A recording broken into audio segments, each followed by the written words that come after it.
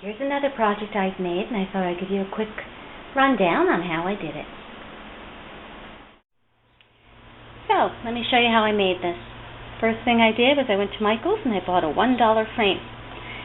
Then I painted it with black acrylic paint, gave it a couple coats and let it dry. I had some pretty paper, so I got 2 sheets of it. It already had the decorative edges on it, so I cut out 2 corners and I cut them to size.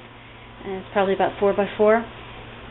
And then I Mod-Podged them on here. So you put the podgy down, you put the paper down, you put the podgy over top, let it dry, and then I trimmed it out.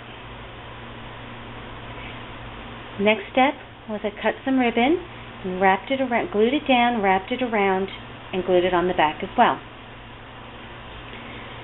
These little sheets, I cut strips of metal, a metal square, and very flexible metal.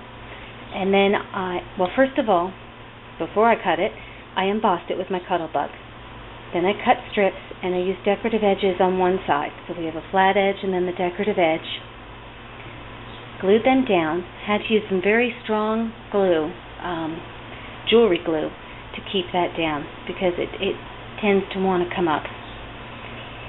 And then just some pearl embellishments in the corners. Now for the centerpiece, I had a sheet of paper that had this Love You Always circle in it already. Love You was there. Always is a sticker that I had, so I put that on there as well. And then I cold laminated it, just 2 laminated sheets, stuck it in the middle, and put that in, made that a little bigger than the square so it would fit in there just fine.